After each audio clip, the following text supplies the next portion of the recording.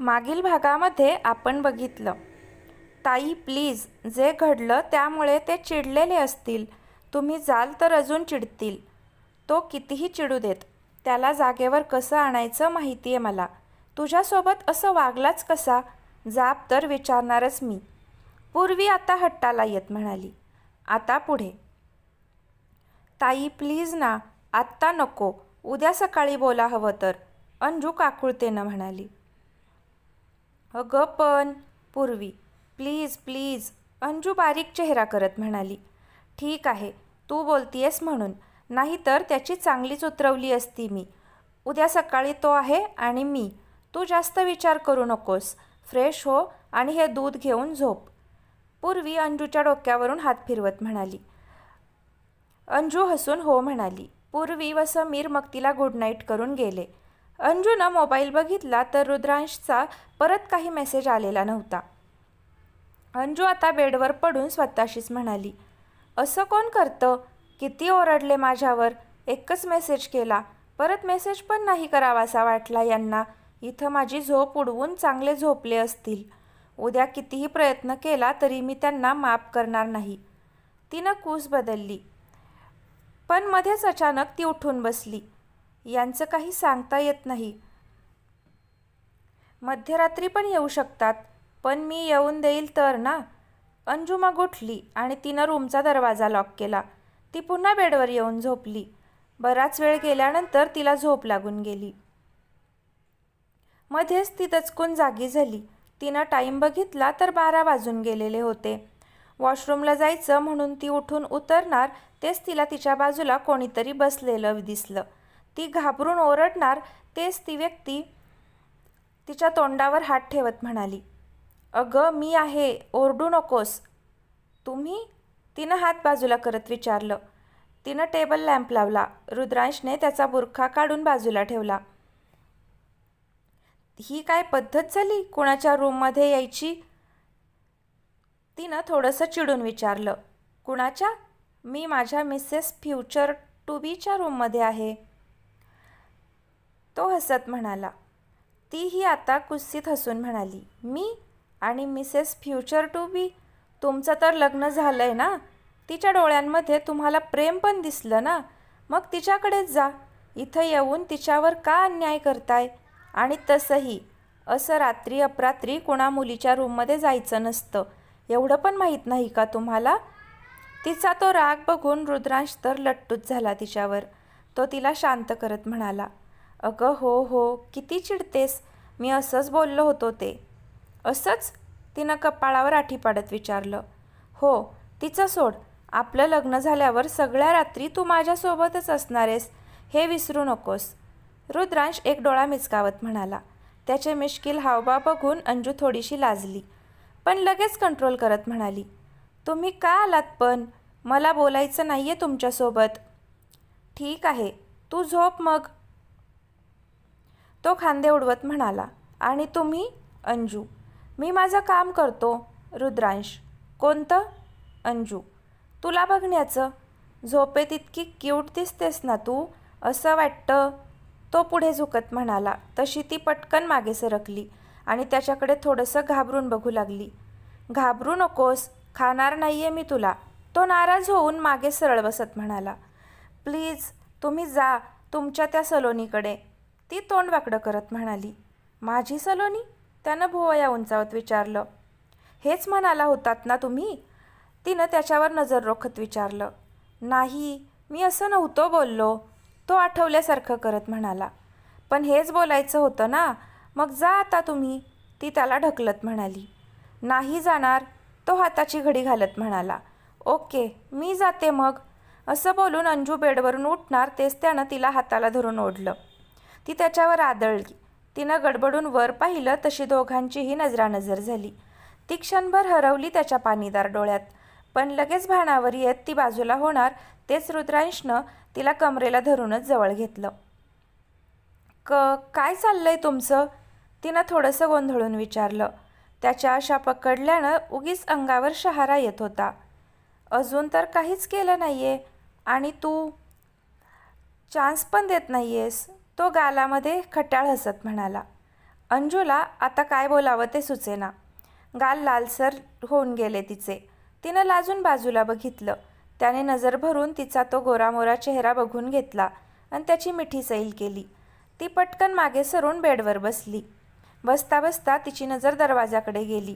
तशी ती त्याच्याकडे वळून म्हणाली, 1 मिनिट, मी दरवाजा आतून लॉक केला होता. मग तुम्ही? हे माझं घर आहे मॅडम, आणि माझ्या घरातलं एकही लॉक असं नाही की जे मी ओपन करू शकत नाही. तो जरा जास्तच भाव खात म्हणाला. तिनं कपाळावर हात मारून घेतला आणि कसं हसत म्हणाली, विसरलेच होते मी. द ग्रेट IPS ऑफिसर आहात ना तुम्ही, ज्यांना एखाद्या मुलीसोबत कसं वागावं याची पण अक्कल नाही. शेवटचं वाक्य तोंड पाडतच म्हणाली होती ती. काय, मला अक्कल नाही? त्यानं भुवया उंचावत विचारलं. ती त्याच्या नजरेत बघत म्हणाली, हो. बघ, विचार करून बोल हा, पस्तावशील नंतर. तो हलकसं हसून म्हणाला. विचार करूनच बोलतीये मी, ती थोडंसं रागामध्ये म्हणाली. हो का, मग मी का वागलो तसा त्याचा विचार केलास का तू? त्यानं शांतपणे विचारलं. त्यात विचार काय करायचा आहे? तुम्ही? अंजू बोलता बोलता थांबली. तिनं आता थोडंसं साशंक होऊन विचारलं. तुम्ही खरंच का वागलात तसे? हे आत्ता विचारतीयस तू, एवढं सगळं बोलून झाल्यानंतर? त्यानं नाराजीत विचारलं. मग काय करू, कसे वागलात तुम्ही? किती वाईट वाटलं मला, तीही तोंड बारीक करत म्हणाली. सॉरी बोललो होतो ना पण मी. रुद्रांश, माहिती आहे? बरं, इट्स ओके. आता सांगा, का वागलात तसे? अंजू, नाही सांगणार मी. रुद्रांश हाताची घडी घालत म्हणाला. सांगा की, अंजू त्याच्या जवळ जात म्हणाली. तो मान हलवत नाही म्हणाला आणि त्यानं बाजूला बघितलं. अहो प्लीज सांगा ना, मी बोलणार नाही हा मग तुमच्यासोबत. ती थोडंसं लाडीगोडी लावून धमकी देत म्हणाली. एका अटीवर सांगेन. तो तिच्याकडे पाहत म्हणाला. तिनं उत्साहानं विचारलं, कोणती अट? मी बाहेर गेलो होतो. रुद्रांश, का? अंजू, होतं एक काम आणि मी काहीतरी आणलंय तुझ्यासाठी. रुद्रांश, काय? तिनं कुतूहलानं विचारलं. खाली फ्रीजमध्ये आहे. रुद्रांश, आईस्क्रीम, बरोबर ना? अंजूनं खुश होत विचारलं. तो आता हसून म्हणाला. वा, हुशार आहेस. हो मग, IPS ऑफिसरशी होणारी बायको आहे मी. ती कॉलर उडवत म्हणाली. तो खुश होत म्हणाला. बरं चल मग, येतेस? आत्ता? तिनं घड्याळ बघत विचारलं. मग काय सकाळी सकाळी खाणार आहेस का? त्या सलोनीमुळे नीट जेवण पण गेलं नाही मला. तो वैतागून म्हणाला. मला पण. चला, आईस्क्रीम खाता खाता सांगा मला, ती उठत म्हणाली. दोघेही खाली आले. रुद्रांश आईस्क्रीम घेऊन आला. अंजू बाउल्स घेऊन आली. स्पून्स? रुद्रांशनं चेक करत विचारलं. अरे विसरलेच, आलेच. अंजू उठत म्हणाली आणि पुन्हा किचनमध्ये गेली. ती स्पून घेणार तेच तिथून पाल बाहेर पडली आणि ती जोरात किंचाळली. रुद्रांश घाबरूनच ताडकन उठला. त्यानं लगेच किचनमध्ये जात विचारलं, काय झालं? पाल, ती थरथरत म्हणाली. रुद्रांशने तिथं बघत विचारलं. कुठे? गेली, तीही बघत म्हणाली. किती मोठ्यानं ओरडलीस पण तू, जीव गेला असता माझा. तो तिला थोडंसं ओरडत म्हणाला. ती कान पकडत म्हणाली, सॉरी. ती अचानक समोर आली आणि कोण आहे तिकडे? पूर्वी? अहिल्याबाईंनी बाहेर येऊन विचारलं. दोघांनी घाबरून पाहिलं एकमेकांकडे. आई, तू ओरडलीस का? पूर्वीनं वरून येत विचारलं. अगं मला वाटलं तू ओरडलीस. तू नाही मग कोण ओरडलं? अहिल्याबाईंनी तिला विचारलं. अंजूने रुद्रांशकडे बघत इशाऱ्यानेच काय करायचं असं विचारलं. तो तिला बाहेर जा म्हणाला. ती घाबरून हातानेच नाही म्हणाली. आता दिनेशरावांनी बाहेर येत विचारलं. काय ग, का ओरडलीस? मी नाही बाबा, पूर्वी म्हणाली. तिघेही किचनकडे वळणार तेच अंजू बाहेर येत म्हणाली. सॉरी, तुमची झोपमोड केली मी. मनातून चांगलीच हादरली होती ती. अगं पण ओरडलीस का? पूर्वीनं काळजीनं विचारलं. ते पाल होती ना तिथं. अंजू हात मागे करत म्हणाली. तिघांनी तिच्या हातातल्या स्पून्सकडे बघितलं. ते स्पून्स घेण्यासाठी आली होतीस? पूर्वीनं तिला विचारलं. तसं अंजूने तिच्या हाताकडे बघितलं. झालं, तोंडात मारल्यासारखं झालं तिला. ती पटकन हात खाली करत म्हणाली. नाही ताई, ते पाणी पिण्यासाठी आले होते. तिचं अडखळणं आता त्यांना विचित्र वाटलं. अहिल्याबाईंचं लक्ष तिथे ठेवलेल्या आईस्क्रीम बॉक्स आणि बाऊसकडे गेलं. सगळा कारनामा त्यांच्या लक्षात आला. त्यांनी हसून दिनेशरावांकडे बघितलं आणि खाली इशारा केला. पूर्वीने पण ते बघितलं. तिनं तोंडातल्या तोंडात हसतच या दोघांकडे पाहिलं. अहिल्याबाईंनी पूर्वीला इशारा केला तशी ती म्हणाली, कुठे आहे पाल बघू? ती किचनमध्ये जाणार तेच अंजू पटकन म्हणाली, अहो गेली असेल ती आता, चला झोपू आपण. छातीतली भीतीयुक्त धडधड कशीबशी कंट्रोल केली तिनं. अगं ती पाल परत आली तर? थांब तू इथेच, पूर्वी म्हणाली. ताई, अंजू तिला थांबवण्याआधीच पूर्वी आत गेली. तिनं पाहिलं तर रुद्रांश डोक्याला हात लावून उभा होता. तिनं त्याच्याजवळ जात त्याचा कान पकडला. आ ताई, तो ओरडला. अरेच्छा, पाल ओरडली वाटतं, दिनेशराव हसून म्हणाले. अहिल्याबाई पण हसायला लागल्या. पूर्वी रुद्रांशला बाहेर आणत म्हणाली, किती मोठी पाल होती बघा. अंजू आता चांगलीच लाजली. तिला तिथं थांबवे ना. ती पळतच किचनमध्ये गेली. हे तिघेही मोठ्याने हसायला लागले. आई बाबा, आता असा चोरून भेटतोय तिला, पण हा ओरडला होता तिच्यावर, रडली होती ती माहितीये, पूर्वी त्याचा कान पकडूनच म्हणाली. बापरे, अंजूला रडवलं यानं, अहिल्याबाई तोंडावर हात ठेवत म्हणाल्या. हो, पूर्वी त्याचा कान सोडत म्हणाली. दिनेशराव मोठ्याने हसले आणि म्हणाले, म्हणूनच हा आईस्क्रीमचा घाट घातला वाटतं. हुशार आहेत माझे चिरंजीव. रुद्रांशने हसून त्यांच्याकडे बघितलं. हो मग, नशीब तुमच्यासारखा नाही आहे, अहिल्याबाई तोंडवाकडं करत म्हणाल्या. असं त्यांनी चमकून विचारलं. का हो, मी काय केलं? आठवा तुम्हीच. रुसून बसले की भाजीपाला घेऊन यायचे आणि म्हणायचे आज काहीतरी स्पेशल करू, ते पण मीच करायची. अहिल्याबाई पूर्वी व रुद्रांशकडे बघत म्हणाल्या. ते दोघेही मोठ्यानं हसले. जाऊ द्या हो, इथून पुढे नाही हा करणार असं. आता मस्त डिनर डेटला घेऊन जाईन मी, दिनेशराव प्रेमाने म्हणाले. चला काहीतरीच, अहिल्याबाई लाजून म्हणाल्या. दिनेशराव मोठ्याने हसत म्हणाले, हे बघा, आपलं नंतर बघू, सध्या चालू द्या यांचं, अजून डिस्टर्ब नको करायला त्यांना.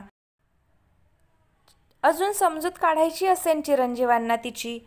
हो हो, चला, माझ्यातर्फे एक चांगली लाव ग त्याला, बिचारी माझी अंजू, अहिल्याबाई हसत म्हणाल्या आणि त्या दिनेशरावांसोबत जातात. पूर्वीने खरंच त्याला पाठीत मारलं. ताई, तो थोडासा ओरडला आणि परत जरासं करशील तर बघ, एन्जॉय द डेट, पण लवकर झोपा. Good night, have a good night Anju, पूर्वी हसून मोठ्यानं म्हणाली आणि ती पण झोपायला गेली. रुद्रांश आत गेला तर अंजू तिथेच हसत उभी होती. पाल, रुद्रांश हळूच ओरडला. कुठे? तशी अंजू पटकन घाबरून त्याला मिठी मारत म्हणाली. हे काय तुझ्या समोर? आई बाबा बोलले ना आत्ता, रुद्रांश हसत म्हणाला. अंजूने त्याच्याकडे बारीक नजर करून बघितलं आणि त्याच्या हातावर मारत म्हणाली. काय विचार करत असतील आपल्याबद्दल? हेच की मी किती रोमॅन्टिक आहे, लग्नानंतर मजा आहे हा तुझी, तो गालामध्ये हसून म्हणाला. ती आता लाजून म्हणाली, तुम्ही ना. दोघेही हसले. ती बाजूला होणार तसं त्याने तिला घट्ट मिठी मारली. अंजू गडबडून म्हणाली, अहो काय, परत येतील. कोणी नाही येणार आता, थोडा वेळ फक्त. रुद्रांश तिच्या खांद्यावर डोकं टेकवत म्हणाला तशी ती शहारली. तिनंही आता त्याला मिठी मारली. दोघेही बराच वेळ तसेच थांबले होते. छातीतली गोड धडधड वाढलेली जाणवली तसं तिनं त्याला बाजूला केलं. तो हसला तशी ती नजर चोरत त्याचा हात पकडून बाहेर गेली. बोला आता, तुम्ही सलोनीला कसं काय ओळखलत? अंजूनं आईस्क्रीम खाता खाता विचारलं. तोही खातच म्हणाला, सौरभने सांगितलं होतं मला आधीच. म्हणजे सौरभचं खरंच प्रेम होतं तिच्यावर? तिनं चमकून विचारलं. नाही ग, त्याचं प्रेम नव्हतं, तीच मागे लागली होती त्याच्या, तो मानेला झटका देत म्हणाला. मग लग्न? खोटं बोलतीये ती, सायको मुलगी आहे ती, त्याच्या खूप मागे लागली होती. त्यानं रिजेक्ट केल्यानंतर खूप भडकली पण होती, पण सौरभ थोडीच भाव देणार होता. त्यानं तिच्याकडे सरळ सरळ दुर्लक्ष केलं होतं. तो खांदे उडवत म्हणाला. प्रेम मिळवण्यासाठीच आली असेल परत, ती तिच्या विचारात हरवत म्हणाली. मलाही तसंच वाटलं होतं रुद्रांश. तुम्हाला माहीत होतं ना ती येणार आहे म्हणून? अंजू, हो, खबर मिळाली होती तशी. रुद्रांश, ओके, त्यासाठीच बाहेर गेला होतात तर? नाही, वेगळंच काम होतं माझं. घरी आलो तर ही समोर, मला माहीत होतं, पण तरी काय बोलावं ते कळलं नाही मला लगेच. ती काहीतरी घोळ घालणारे याचा अंदाज मात्र आला होता तिला पाहिल्यावर. तो बाऊल खाली ठेवत म्हणाला, पण छान हँडल केलं हा तुम्ही ती सिच्युएशन. ती कौतुकाने हसून म्हणाली, हो मग, मला सौरभने एकदा सांगितलं होतं की तिचा भाऊ एक माजलेला गुंडा आहे मुंबईतला, पण अजून पकडला गेला नाही आहे. तिनं कधी कुणाला कळून दिलं नाही, पण अशा गोष्टी लपतात थोडीच. आणि आज ते कन्फर्म पण झालं. तिचा भाऊसुद्धा त्याच लोकांशी मिळाला आहे ज्यांनी आमच्यावर हल्ला केला होता. तो सिरियस होत म्हणाला. अंजूने आता थोडंसं घाबरून विचारलं, ओ गॉड, मला किडनॅप करणार होते ते लोकसुद्धा हेच असावेत. रुद्रांश. ही सलोनी आपल्या आयुष्यात येणं म्हणजे नवीन संकटच समजायचं. ती टेन्शनमध्ये येत म्हणाली, खूप हुशारीनं सामोरं जावं लागणार आहे आपल्याला. रुद्रांश विचार करत म्हणाला. अंजू थोडंसं थांबून म्हणाली, ती इथे राहिली असती तर तिचा हेतू तरी कळला असता. मी सुद्धा हाच विचार केला होता, म्हणून तर तिला अडवत होतो, पण त्याची तशी गरज लागणार नाही आता. तो थोडंसं निश्चिंत झाल्यासारखा म्हणाला. तिनं कुतूहलानं विचारलं, का? ती इथं कशासाठी आली ते कळलंय मला. रुद्रांश. कसं? अंजू. ती गेल्यावर बघ मी पळतच रूममध्ये गेलो तेव्हा. रुद्रांश तिला सांगू लागला. रुद्रांश रूममध्ये पळतच गेला आणि पटकन त्याचे हेडफोन्स कानाला लावून बेडवर पडला. त्यानं सलोनी जात असताना संधी साधून तिच्या बॅगमध्ये इलेक्ट्रिक बग टाकलेली होती. आता तरी समाधान झालं ना तुझं दादा? कळलं ना की तो सौरभच आहे? सलोनी कारमध्ये बसल्या बसल्या म्हणाली. हे बघ सलोनी, तो रुद्रांश मोहिते खूप चालू चीज आहे. लोंबडीपेक्षा पण फास्ट डोकं आहे त्याचं. सलोनीचा दादा सुरेश अनुभव असल्यासारखा म्हणाला. पुन्हा तेच, आज जे घडलं त्यावरून पण तू हेच बोलतोयस? दादा, तुझ्या सांगण्यावरून मी हा सगळा ड्रामा केला आणि मला पूर्ण विश्वास आहे की तो माझा सौरभच आहे. तेव्हा त्यानं मला नाकारलं होतं, पण माझं भाग्य चांगलं की त्याची मेमरीज गेली आहे. आता तो कायमचा माझा होऊ शकतो. सलोनी एकदम उत्साहात म्हणाली. बच्चा, मी तुला तिथे फक्त तो रुद्रांश आहे की नाही ते चेक करण्यासाठी पाठवलं होतं, पण तू पुन्हा अडकलीस त्याच्यामध्ये. सुरेश हताशपणे म्हणाला. मग काय करू मी दादा? मला वाटलं की माझं प्रेम कमी झालं असेल, पण आज त्याला पाहिलं ना, असं वाटतं की मी त्याला विसरलेच नाही आहे. अगदी जसा होता तसाच दिसतोय तो. मला पुन्हा एकदा चान्स मिळाला आहे आणि मी हा सोडणार नाही आहे. प्लीज. मला हा ड्रामा आयुष्यभरासाठी करायचा आहे. सलोनी तोंड बारीक करून हट्ट करत म्हणाली. आणि जर तो रुद्रांश असेल तर? सुरेश. नाही आहे तो रुद्रांश. सलोनी. कळलंच आपल्याला. तू सॅम्पल आणलंस ना की विसरलीस? सुरेश. अशी कशी विसरेन मी? माझ्या दादांनी सांगितलेली कोणतीच गोष्ट विसरत नाही मी. त्याच्या रूममध्ये जाऊन गोळा केलेत त्याचे केस. ते कॅमेराज पण कसे सेट केलेत माझं मला माहीत. काय काय काम करायला लावतोस तू दादा? ती डोक्यावरचा घाम पुसत म्हणाली. सॉरी बच्चा, पण तो रुद्रांश आहे की नाही ते कळणं खूप गरजेचं आहे. एकदा ही DNA टेस्ट होऊन देत. तो जर रुद्रांश निघाला तर तो जगणारच नाही जास्त दिवस. सुरेश विकृतपणे हसत म्हणाला. I don't care. तो जर खरंच रुद्रांश असला ना तरी मला राहायचं आहे त्याच्यासोबत. तो जोपर्यंत जिवंत आहे तोपर्यंत. मी समजेन की माझा सौरभ आहे माझ्यासोबत. मला फक्त तो हवाय. तो हवाय मला. ती ठामपणे म्हणाली. बच्चा ऐक ना. अगं तू तर त्याच्या प्लॅनमध्ये फसशीलच, पण मलासुद्धा फसवशील तू. तुला अजून माहीत नाही आहे तो कसा आहे. तू स्वतः त्याच्या रूममधल्या फुटेज बघशील तेव्हा कळेल. आणि बॉससमोर काय बोलू मी? सुरेश तिची समजूत काढत म्हणाला. तुला जे बोलायचं आहे ते बोल दादा. आणि मला काहीही पडलेलं नाही आहे त्या फुटेजचं. तसंही माझं तिथं राहणं तुझ्याच फायद्याचं आहे ना. जर तो रुद्रांश असेल तर मला त्याच्यावर नजर पण ठेवता येईल.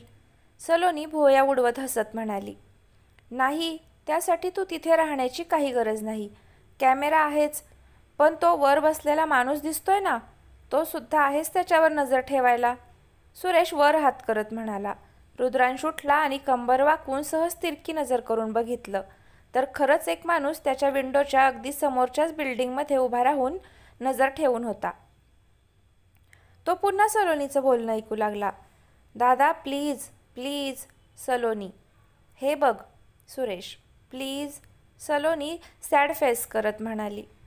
सुरेश एक निश्वास सोडला आणि म्हणाला, आता घरी जाऊ आपण, मला आधी बॉससोबत बोलू देत, ते म्हणतील तेव्हा बघू. तू खरंच बोलशील ना माझ्याबद्दल? सलोनीनं खुश होऊन विचारलं. हो बच्चा, तू नेहमीच असा फायदा घेतेस तुझ्यावर असलेल्या प्रेमाचा, पण काय करू, एकुलती एक परी आहे माझी, सुरेश प्रेमानं म्हणाला. ती त्याला मिठी मारत म्हणाली, आय लव्ह यू दादा. आय लव्ह यू टू बच्चा, सुरेश म्हणाला आणि मग त्यानं गाडी सुरू केली. मी म्हणून चिडलो होतो तुझ्यावर आणि ते सगळं बोललो, जेणेकरून कॅमेऱ्यामध्ये पण रेकॉर्ड होईल आणि त्या नजर ठेवणाऱ्या माणसाला डाऊट येणार नाही. रुद्रांश सुस्कारा सोडत म्हणाला. बापरे, किती ते प्रयत्न तुमचं गुपित उघडं करण्यासाठी. कॅमेऱ्यामुळेच मला आता रूममध्ये पण येता येणार नाही, अंजू तोंड पाडत म्हणाली. रुद्रांश हसला. काय झालं, हसलात का? अंजू, ते कॅमेऱ्याज राहिले असतील तर ना, तो गूढ हसून म्हणाला. म्हणजे? अंजू, मी जो टॉवेल फेकला होता ना, त्यानं एक कॅमेरा कवर केला गेला आणि दुसरा कॅमेरा फ्लॉवर पॉटमध्ये होता, जो मी रागाच्या भरात फेकला आणि त्याचे तुकडे तुकडे झाले. रुद्रांश गालामध्ये हसत म्हणाला. अंजू आता थक्क होऊन बघत होती त्याच्याकडे. अशी का बघतीयेस रुद्रांश? तो माणूस खरंच म्हणाला, तुमचं डोकं खरंच लोंबडीपेक्षा फास्ट चालतं. ती भारावून त्याचं कौतुक करत म्हणाली. असं काही नाही आहे, रुद्रांश मानेला झटका देत म्हणाला. असंच आहे, and I am so proud of you, ती खुश होऊन हसत म्हणाली. थँक्यू, रुद्रांश झुकत म्हणाला आणि तिच्या बाऊलमधली आईस्क्रीम घेणार तेच ती बाऊल मागे घेत म्हणाली. हे सोडून बोला. देईन मी. बघा, नाही म्हणायचं नाही परत, रुद्रांश मिश्किल हसत म्हणाला. अंजूला त्याच्या बोलण्याचा अर्थ समजला. ती त्याच्या हातावर मारत म्हणाली. तुम्ही ना, इथे संकट अजून टळलेलं नाही आहे. ते DNA टेस्ट करतील, त्याचं काय? त्यांना आता खरंच कळलं तर तुमच्याबद्दल? मी बाहेर कशासाठी गेलो होतो मग? ज्या हॉस्पिटलमध्ये सॅम्पल दिलंय त्या डॉक्टरला भेटून आलोय. त्यांना नाही कळणार माझ्याबद्दल, डोंट वरी, रुद्रांश तिचं टेन्शन हलकं करत म्हणाला. अंजूची कळी खुलली लगेच, पण परत टेन्शनमध्ये तिनं विचारलं, आणि तो नजर ठेवणारा माणूस? त्याला पण नेला पकडून कधीच, तो हात वर करून आळीपिळी देत म्हणाला. आणि ती इलेक्ट्रिक बग, ती जर सलोनीच्या हाती लागली तर? त्याचा पण बॅकअप प्लॅन ठेवलाच असेल तुम्ही, अंजूने पुन्हा विचारलं. रुद्रांश हसला आता. किती काळजी करत होती ती त्याची. तो मग तिला माहिती देत म्हणाला. ती रिमोट कंट्रोल इलेक्ट्रिक बग आहे. इतर काही होवो न होवो, या सलोनीचा हा एक चांगलाच फायदा झाला. ती बग आता मला वाटेल तेव्हा आणि वाटेल तशी वापरता येणार आहे. खूप महत्त्वाचे पुरावे लागतील हाताला, आणि जर असं वाटलंच की तिचं काम झालंय तर छोटासा ब्लास्ट आणि ती गायब. त्यांच्या हाती त्याचा कणही लागणार नाही. अंजू आता अवाक होऊन बघत होती त्याच्याकडे. त्यानं भुवई उडवत काय विचारलं. Hats off to you mister Rudransh Mohite. ती माणसं उगच नाही एवढी हात धुवून मागे लागली तुमच्या. किती किती डोकं चालतं तुमचं, ती एकदम फ्लॅट झाल्यासारखी प्रशंसा करत म्हणाली. या फील्डमधल्या प्रत्येकाचं डोकं असंच असतं, म्हणून तर इथे आहोत ना, तो क्रेडिट घ्यायचं टाळत म्हणाला. ते आहेच, तुमचा झाला फायदा, पण माझं काय? ती सलोनी परत येणार आपल्यामध्ये, ती तोंड वाकडं करून म्हणाली. येऊ देत की मग रुद्रांश. असं कसं येऊ देत, तीही चिडून विचारलं. तू का टेन्शन घेतेयस, मी आहे ना, तो तिला धीर देत म्हणाला. तरी तिच्यासमोर आपल्याला नीट बोलता येणार ना, नीट भेटता येणार, आणि आपलं लग्न ते तर कधी होईल देवच जाणे, अंजू बारीक तोंड करत म्हणाली. रुद्रांश हसला आणि तिला मिठीत घेत म्हणाला. आपलं लग्न होणार, अशा कितीही सलोनी येऊ देत मग आपल्या आयुष्यात. हो, थोडी वाट पाहावी लागेल, पण आपण एकत्र येणारच. मला खूप भीती वाटतीये हो, ती त्याच्या छातीवर हात ठेवत म्हणाली. कसली रुद्रांश? ते लोक हात धुवूनच मागे पडलेत तुमच्या. त्यांना जर खरंच कळलं तर तुमच्याबद्दल, तिनं थोडंसं शहारून विचारलं. तिला दडपण आलेलं लगेच कळलं त्याला. तो तिच्या डोक्यावर कुरवाळत म्हणाला. नाही कळणार, आणि कळेल तेव्हाचं बघू तेव्हा. आता का टेन्शन घ्यायचं त्याचं? तरी मी तुमच्यापासून दूर राहण्याचा विचार पण नाही करू शकत. तुम्हाला जर आता परत काही, मी नाही जगू शकणार तुमच्याशिवाय, ती त्याला घट्ट बिलगत भरल्या आवाजात म्हणाली. मला काही होणार नाही आणि आपलं लग्न पण होणारच. मला विश्वास आहे त्याच्यावर आणि स्वतःवर सुद्धा. रुद्रांश वर बघत म्हणाला. आणि मला तुमच्यावर विश्वास आहे, अंजू मानवर करत म्हणाली. त्यानं हसून पाहिलं तिच्याकडे. तिच्या डोळ्यात खरंच त्याच्यावरचा दृढ विश्वास दिसत होता. त्यानं तिच्या कपाळावर ओठ टेकवले तशी ती स्थिर झाली. तो हळूच पुढे झुकणार तेच ती पटकन मागे झाली. तो आता खळखळून हसू लागला. अंजूने थोडंसं लाजूनच पाहिलं त्याच्याकडे. त्याचं ते निखळ हसणं पहिल्यांदाच बघत होती ती. खूपच हँडसम वाटत होता तो. तिला राहावलं नाही.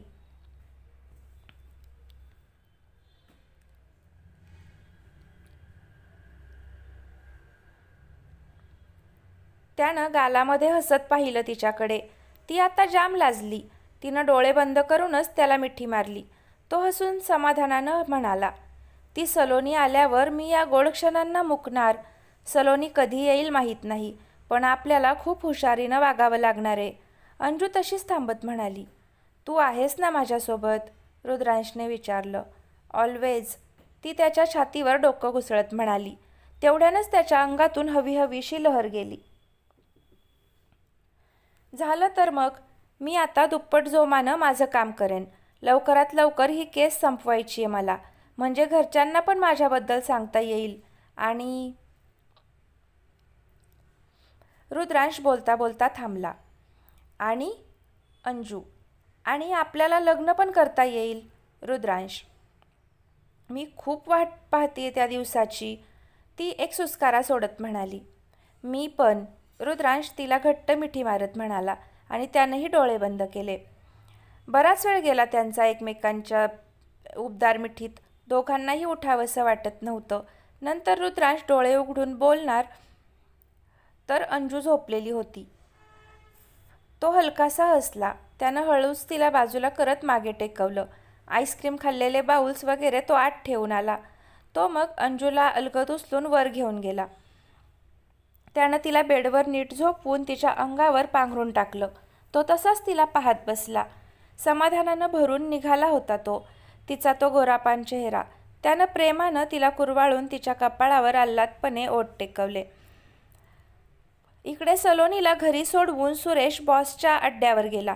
तुझ्या बहिणीला एक काम नीट करता आलं नाही. एकही कॅमेरा काम करत नाहीये, बॉस त्रागा करत म्हणाला. बॉस, तिनं व्यवस्थित लावले होते, सुरेश नरमाईनं म्हणाला. व्यवस्थित? त्या मोहित्याला 1 मिनिट लागला नाही ते कॅमेरे ओळखायला. त्यानं ड्रामा केला, पण त्याला काय वाटलं मी असा सहज विश्वास ठेवेल त्यावर? बिलकुल नाही, तो हाताच्या मुठी आवळत म्हणाला. बॉस, DNA टेस्ट पण निगेटिव्ह आली. सुरेश कसाबसा औंढा गिळतच म्हणाला. तो आता खेकसलाच. अशी कशी निगेटिव्ह आली? तिने त्याचेच केस आणले होते ना, की चुकून? नाही बॉस, त्या बाबतीत तिची चूक होणार नाही. तिनं त्याच्याच रूममधून केस गोळा केले होते. सुरेश तिच्यावर ठाम विश्वास दाखवत म्हणाला. नाही सूर्या, काहीतरी चुकलंय. मला अजून वाटतंय की तो रुद्रांश मोहितेच आहे, तो त्याच्या भुवया जुळवून म्हणाला. बॉस, कदाचित तुम्हाला जे वाटतंय ते चुकीचंही असेल, सुरेश हळूच म्हणाला. नाही, तो जोरात ओरडला आणि पुढे चवताळून म्हणाला. तुला नाही कळणार हे, कारण तू त्याला ओळखलं नाहीयेस. मी खूप जवळून पाहिलंय त्याला. त्याचं डोकं किती फास्ट चालतं ना याचा अंदाज नाहीये तुला, म्हणून तू हे बोलतोयस. बकरीचं कातडं पांघरून वावरणारा वाघ आहे तो. माझं आयुष्य बर्बाद करून तो तिकडे सुखाने जगतोय. असा सहजासहजी तर त्याला सोडणार नाहीये मी. शेवटचं वाक्य तो तिथल्या टेबलवर हात आपटत म्हणाला. बॉस, तुम्ही शांत व्हा, सुरेश त्याला शांत करत म्हणाला. पण त्यालाच धडकी भरली होती मनात. रुद्रांशला तोही ओळखतच होता चांगला. सूर्या, शांत नाही राहू शकत मी. माझ्या अंगात बदल्याची जी आग धगधगतीये ना, ती मला झोपून देत नाही रे रात्रीचं. कधी एकदा त्याचा काटा काढतोय असं झालंय मला. तो सैरभैर होऊन हातावर हात चोळत म्हणाला. बॉस, तुम्ही टेन्शन घेऊ नका. माझा माणूस आहे ना तिथे. त्याला मी नीट नजर ठेवायला सांगितलंय त्याच्यावर. सुरेश म्हणाला तसं तो माणूस मोठ्यानं हसायला लागला. काय झालं बॉस? सुरेशनं गडबडून विचारलं. तुला अजूनही वाटतं तो माणूस जागेवर असेल? त्यानं कुत्सितपणे विचारलं. हो बॉस, तो. सुरेश. कॉल लाव त्याला. तो बसत बोलला. सुरेशने त्याच्या माणसाला एकदा, दोनदा, तिसऱ्यांदा कॉल लावला आणि मग नजर चोरून त्याच्याकडे बघितलं. काय झालं? उचलत नाहीये ना? त्यानं नजर रोखून विचारलं. सुरेश नरमाईनं मान हलवत नाही म्हणाला. काय म्हटलं होतं मी तुला? त्याला कधीच उचलला असेल त्याने. घारीसारखी नजर ठेवून असतो आजूबाजूला. त्याची ती चांडाळ चौकडी पण 24 तास पहारा देऊन असेल. त्याच्या नजरेतून असं काही सुटणं शक्यच नाही. काहीतरी वेगळं करायला पाहिजे. तो दूरवर नजर लावत म्हणाला. बॉस, एक सुचवायचं होतं. सुरेश. बोल. तो सलोनीचा ड्रामा चालू ठेवला तर घरात राहून सगळी माहिती देऊ शकेल ती आपल्याला. सुरेश उत्साहात म्हणाला. अरे सूर्या, तुला कोणी डॉन बनवला हा प्रश्न पडतो कधी कधी मला. एवढं सगळं बोललो मी तुला तरी तू अजून तिथेच. तो आता वैतागून म्हणाला. मला समजलं नाही बॉस. सुरेश. एव्हाना तुझ्या बहिणीचा ड्रामा पण उघडा पडला असणार त्याच्यासमोर. तिचा आता काही उपयोग नाही तिथे जाऊन. तू जा घरी. मी बघतो काय करायचं ते. मलाच काहीतरी मोठं करायला हवं जेणेकरून तो आपल्या जाळ्यात अडकेल. तो मनाशी काही ठरवत म्हणाला. चेहऱ्यावर क्रूर भाव होते आता. त्याची कमजोरी बॉस. सुरेश. त्याची फॅमिलीच त्याची कमजोरी आहे. पण फॅमिलीला नुकसान नाही पोहोचवायचं आहे मला. तो म्हातारा सोडून. तो हाताच्या मुठी आवळत म्हणाला. फॅमिलीबद्दल कुठे बोलतोय मी बॉस? सुरेश गूढपणे हसत म्हणाला. त्यानं सुरेशकडे बघितलं. दोघे एकमेकांकडे बघून कुटील हसले. बरोबर विचार करतोयस तू. लास्ट टाईम फसलो, पण आता नाही. बघू. तू घरी जा आता. तो. ठीक आहे बॉस. माझी काही मदत लागली तर मी आहेच. एवढं बोलून सुरेश गेला. तो माणूस तिथेच विचार करत बसला. अंजूला सकाळी जाग आली. तिनं पाहिलं तर ती बेडवर होती. मी इथे कधी आले?